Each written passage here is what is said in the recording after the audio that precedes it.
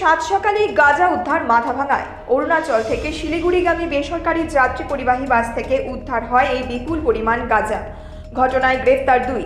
এদিন সকালে মাথাভাঙার পঞ্চানন মোড় এলাকায় মাথাভাঙা থানার পুলিশ নাকা চেকিং করার সময় ম্যাজিস্ট্রেটের উপস্থিতিতে দুটি ব্যাগের মধ্য থেকে মোট 10 কেজি গাঁজা উদ্ধার করে পুলিশ। ঘটনায় 2 যুবককে গ্রেফতার করা হয়। ধৃত ওই 2 যুবকের নাম কুণাল হালদার ও শুভজিৎ হালদার, দুজনেই নবদ্বীপের বাসিন্দা। জানা গিয়েছে, নবদ্বীপের এক ব্যক্তির নির্দেশে আগ্রাহাট থেকে নবদ্বীপের উদ্দেশ্যে রওনা হয় ধৃতেরা। এই গাঁজা নিয়ে গেলে তাদের কেজি প্রতি 2000 টাকা দেওয়ারও প্রতিশ্রুতি দেয় ওই ব্যক্তি। এর আগে কখনো এরকম কাজ করেনি বলেও দাবি তাদের। পুরো ঘটনায় তদন্ত শুরু করেছে পুলিশ। গ্রেপ্তার হওয়া যুবকদের বিরুদ্ধে মাদক আইন মামলায় রুজু করা হয়েছে। মাথাভাঙা পিএসের অন্তর্গত এই যে আরজি লজের কাছে নাকা চেকিং চলছে।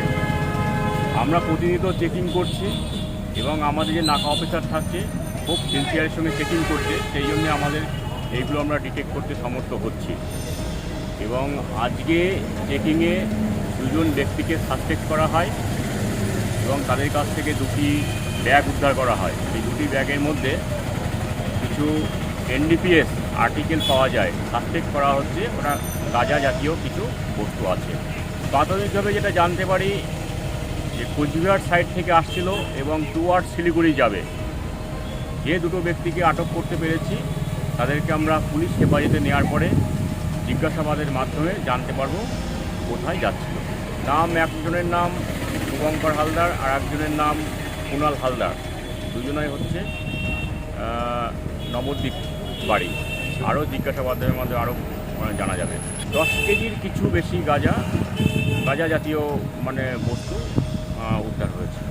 সেই জন্যে আমাদের নাকা চেকিং সবসময় চলে এবং স্ট্রং নাকা চেকিং চলে এবং বাস থেকে শুরু করে যে কোনো ভেহিকেল আমরা চেকিং করি, যাতে আমরা এরকম ধরনের এনডিপিএস সাবস্ট্যান্স আমরা উদ্ধার করতে পারি এবং অ্যাজ পার ল আমরা অ্যাকশন নিতে পারি। হেফাজতে নেওয়া হয়েছে এবং জিজ্ঞাসাবাদ চলছে।